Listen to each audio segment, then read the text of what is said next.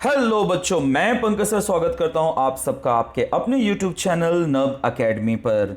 और बच्चों, नाइन्थ के बच्चों, जिस चैप्टर का आपको सबसे ज़्यादा इंतज़ार था ज्योमेट्री में, वो था क्वाड्रिलैटरल। मैं समझ सकता हूँ कमेंट बॉक्स में लगातार इस चैप्टर की डिमांड आ रही थी। कई बच्चों का कल ही एग्ज़ाम भी है। लीजिए, आज का संडे उनके लिए मैं बैक टू बैक कोशिश करूँगा बच्चों कि आज ये चैप्टर आपका हो जाए कंप्लीट। तो भैया 5.1 शुरू करने से पहले कुछ बेसिक सी बातें हैं जो आपको जान लेनी चाहिए। जैसे क्या होता है एडजेसेंट साइड्स, क्या होता है एडजेसेंट एंगल, क्या होता है अपोजिट साइड और क्या होता है अपोजिट एंगल। चलिए धीरे धीरे कर लेते हैं शुरुआत। एडजेसेंट साइड्स किसे कहते हैं बच्चों? एडजेसेंट मतलब होता है जो उसके बाजू में हो। जैसे ए बी के बाजू में बी सी है और ए बी के ही बाजू में ए डी भी हो, मतलब एक पॉइंट कॉमन हो।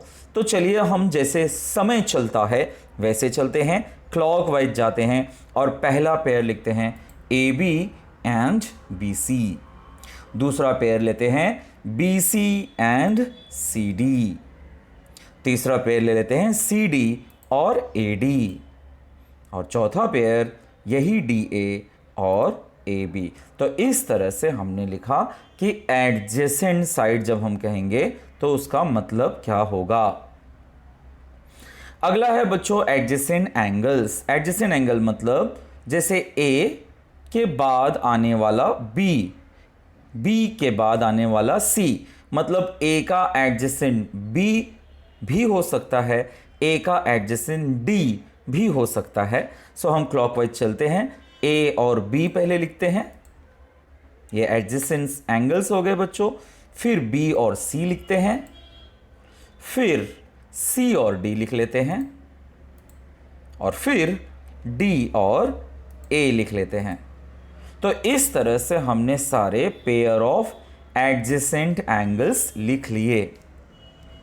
अब ऑपोजिट साइड्स किसे कहते हैं बच्चों? ध्यान दीजिए, ये है ए बी, तो इसका ऑपोजिट क्या होगा? सी डी होगा। ए बी का opposite C D, so A B का ऑपोजिट सी डी। बात करूं बी सी की, तो बी सी का ऑपोजिट होगा ए डी। ऑपोजिट एंगल की बात करें तो एंगल ए का ऑपोजिट होगा एंगल सी और एंगल बी का ऑपोजिट होगा एंगल डी। तो टेक्स्ट बुक में ये एक एक्टिविटी है जो आप कर लेंगे तो एटलीस्ट आपको एडजेसेंट और ऑपोजिट में कोई डाउट नहीं होगा। चलिए बढ़ते हैं आगे। एक चीज जो आपको ध्यान रखनी है कि sum of all angles of a quadrilateral is 360 degree. किसी भी क्वाड्रिलैटरल में sum of all angles is 360 degree बच्चों। अब जानते हैं टाइप्स ऑफ क्वाड्रिलैटरल्स। भैया टाइप्स ऑफ क्वाड्रिलैटरल मैंने कर दिया है पहले टू मेन पार्ट्स। एक को मैं कहूंगा जो पैरेलल्स हैं यानी कि पैरेललोग्राम्स, और एक जो पैरेलल्स नहीं हैं यानी कि नॉन पैरेललोग्राम। पैरेललोग्राम में बच्चों ये टाइप्स आ जाते हैं 2, 3, एक रेक्टेंगल, एक रोम्बस और एक स्क्वायर। ये तीनों पैरेललोग्राम के अंडर आते हैं। नॉन पैरेललोग्राम के अंदर हम दो क्वाड्रिलैटरल्स लेने जा रहे हैं, एक है ट्रेपेजियम और एक है काइट। हालांकि काइट के बारे में आपके इस चैप्टर में कुछ भी नहीं है। ट्रेपेजियम के बारे में और एक टाइप होता है जिसे हम कहेंगे आइसोसेलेस ट्रेपेजियम। तो बच्चों ये चार्ट आपके बड़े काम का है। जैसे जैसे चैप्टर प्रोसीड करेगा हम एक एक करके सबके बारे में इन डिटेल देखेंगे। 5.1 में फिलहाल आपको सिर्फ पैरेललोग्राम से काम है। सिर्फ एक सम में रोम्बस लगने वाला है, जब लगेगा तब रोम्बस के बारे में भी बताएंगे। तो आइए सबसे पहले यह जान लें कि आखिर पैरेललोग्राम क्या होता है। पैरेललोग्राम कुछ इस तरह से दिखता है बच्चों। क्या खास बातें होती हैं इसकी? Number 1, opposite sides. अब आप समझ चुके हैं अपोजिट साइड कहते किसे हैं। वो होने चाहिए parallel. Opposite sides are congruent, यानी ये पैरेलल तो होंगे ही, साथ ही साथ इनका मेजरमेंट भी सेम होगा। Opposite angles are congruent. जैसे ए का मेजरमेंट अगर 70 है या कह लीजिए 110 है तो ये भी 110, ये 70 है तो ये 70। अपोजिट एंगल्स कॉन्ग्रुएंट होने चाहिए। एडजेसेंट एंगल्स आर सप्लीमेंट्री, इसे आप सबसे ज्यादा ध्यान रखिए। Fourth property, adjacent angles are supplementary मतलब जैसे ए प्लस बी करूं तो 180 आएगा, बी प्लस सी करूं तो 180 आएगा, सी प्लस डी करूं तो 180 आएगा, ए प्लस डी करूं तो भी 180 आएगा।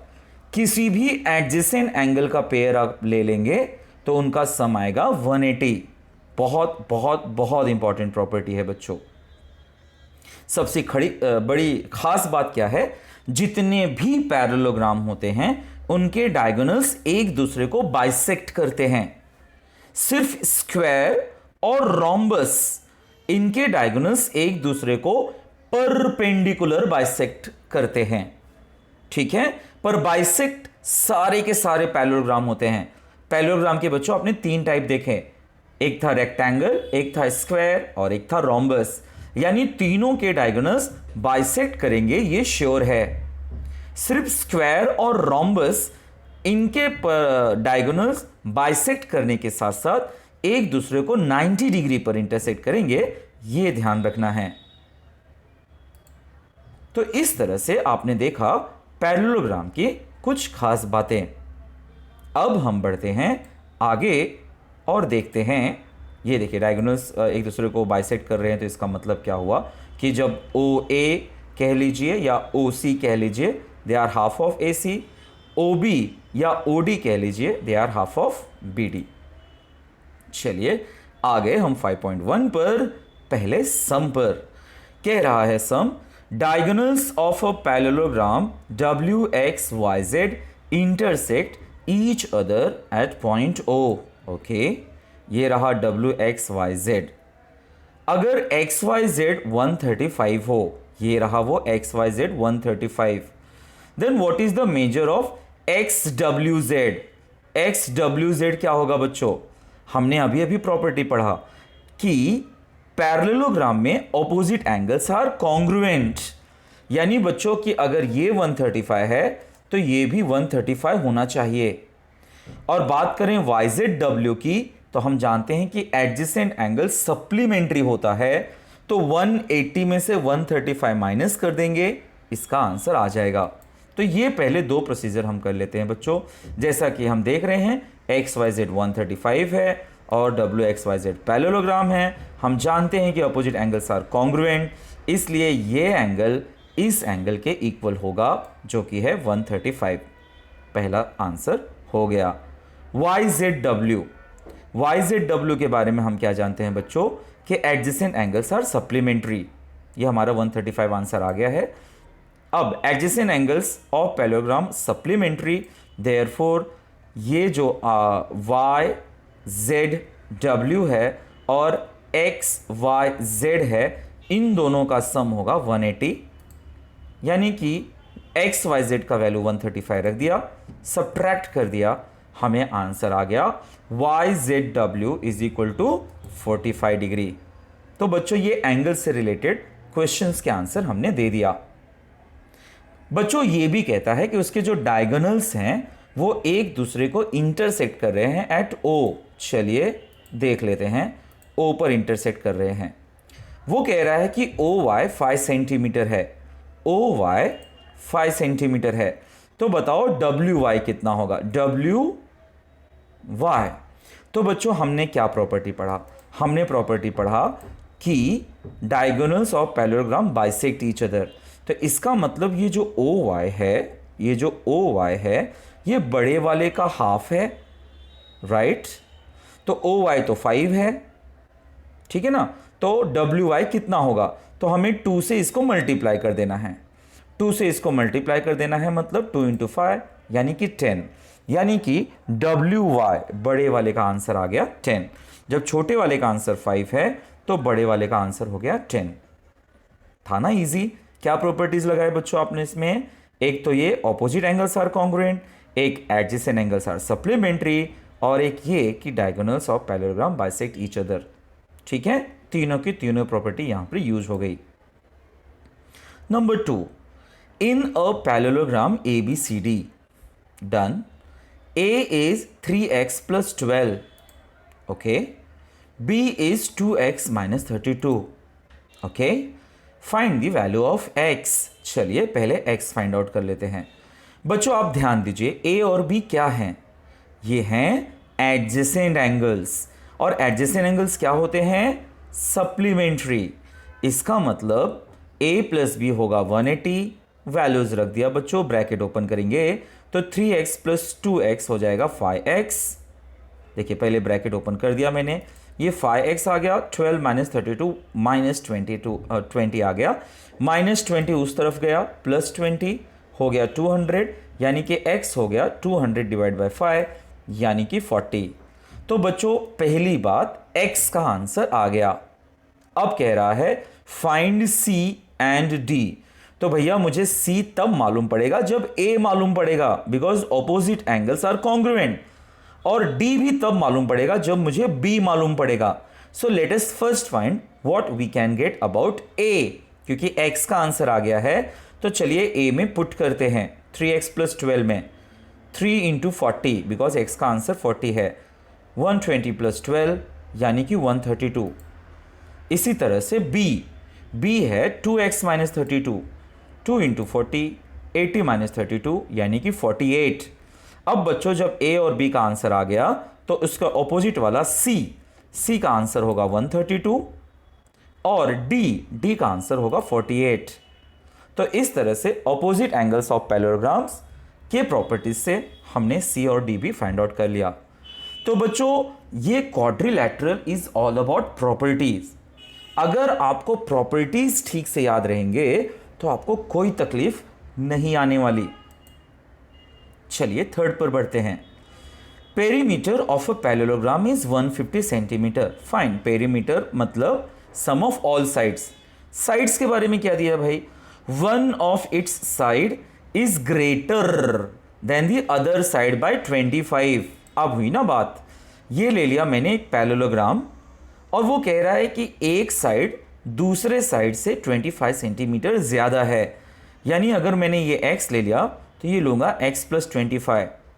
बच्चों एक चीज आप जानते हैं कि पैरेललोग्राम में ऑपोजिट साइड्स आर कॉन्ग्रुएंट, यानी कि ये अगर x प्लस 25 है तो ये भी x प्लस 25 होगा, ये x है तो ये x होगा। इस तरह से हमने ऑपोजिट साइड्स कर दिए कॉन्ग्रुएंट। अब हमें कह रहा है कि length of all sides find out करो। कैसे फाइंड आउट कर पाएंगे? अगर हमें x का वैल्यू आ जाए तो हमें ऑल साइड्स मालूम पड़ जाएंगे। तो ABCD है पैरेललोग्राम, इसका मतलब ऑपोजिट साइड इक्वल होंगे, तो दोनों हो गए x और ये दोनों हो गए x प्लस 25। पेरीमीटर दिया हुआ है, पेरीमीटर मतलब सम ऑफ ऑल साइड्स, सबके वैल्यूज रखिए, सबको ऐड करिए, x और x 4x हो गए, 25 और 25 50 हो गए, कर दीजिए सब्ट्रैक्ट, आ गया 100, 4 से कर दो डिवाइड, ये आ गया 25, यानी कि x का आंसर आ गया बच्चों 25। अब जब हमें x का आंसर आ गया है तो वैल्यूज रख दीजिए। हमें पता था कि AB और CD कितना है x, यानी कि 25। हमें पता था कि BC और AD ये है x प्लस 25, यानी कि 25 प्लस 25 इज इक्वल टू 50। तो इस तरह से हमने चारों साइड्स फाइंड आउट कर लिए। Fourth, if the ratio of measures of two adjacent angles, हाँ बच्चों देखो एडजेसेंट एंगल हमें क्या करना है, एक क्वाड्रिलेटरल, फिगर नहीं दिया हुआ है बच्चों किसी भी सम में, हमने अपने आप अज्यूम करना है। टू एडजेसेंट एंगल्स का रेशियो ऑफ मेजर्स दिया हुआ है बच्चों 1:2। तो सपोज 1:2 का मतलब अगर एक x है तो दूसरा होगा 2x, लाइक दैट। रेशियो दिया है ना बच्चों 1:2, तो x और 2x ले लिया। Find the measure of all angles of the parallelogram.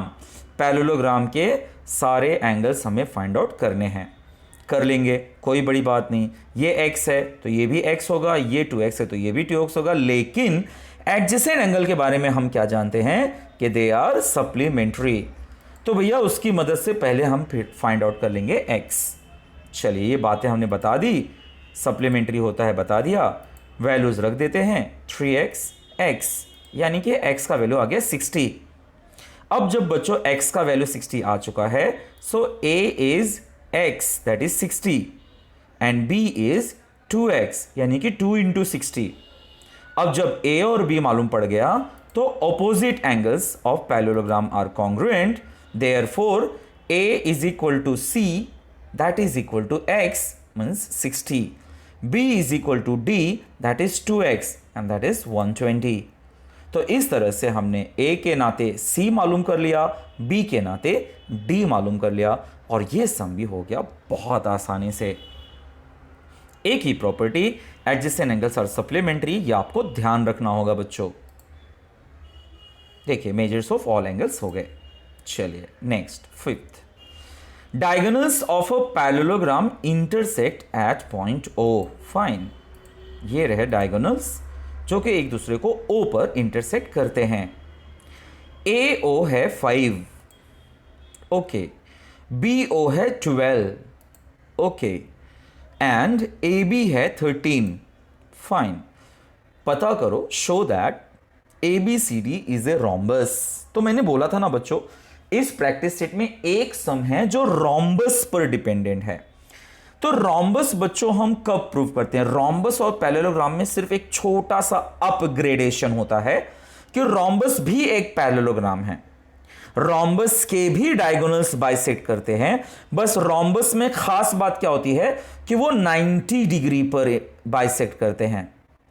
यानी मैं अगर किसी तरीके से ये प्रूफ कर दूं कि ये 90 डिग्री है तो काम हो जाएगा, तब ये रोम्बस हो जाएगा।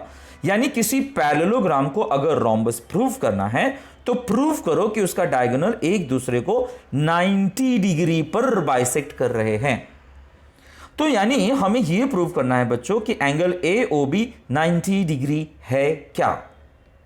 कुछ याद आता है? किसी ट्रायंगल में अगर तीनों साइड्स पता हो तो 90 डिग्री कैसे प्रूव करते हैं? बिल्कुल सही, पाइथागोरस। ठीक है ना?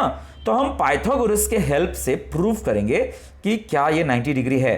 कैसे प्रूव करते हैं? हम सबसे बड़े वाले का स्क्वायर निकालेंगे बच्चों। चलिए पहले गिवन लिखा मैंने और ये प्रूव लिख डाला मैंने। ये मैं प्रूफ कर रहा हूं और मैं चेक कर रहा हूं दो छोटे छोटे साइड्स का स्क्वायर, दैट इज 169। अब मैं बड़े वाले का स्क्वायर निकाल लेता हूं, दैट इज 169। ओहो, ये तो आ गया सेम। तो यानी कि छोटे वाले साइड्स का स्क्वायर बड़े वाले साइड के स्क्वायर के बराबर है। इसका मतलब हुआ बच्चों कि ये एक राइट एंगल ट्रायंगल है, एंड इसका मतलब हुआ कि ये जो एंगल जो हम चाहते थे by converse of Pythagoras theorem वो है 90 डिग्री। ये रहा। सो इसका मतलब पैरेललोग्राम ABCD में ये जो AC है और जो BD है वो एक दूसरे को परपेंडिकुलर हैं, बिकॉज हम 90 प्रूव कर चुके। और अगर एक पैरेललोग्राम रोम्बस हो जाता है जब उसके डायगोनल्स एक दूसरे को बाइसेक्ट करते हों। यहां पर बच्चों सेंटेंस में हो गई थोड़ी सी मिस्टेक, आप सुन लीजिए।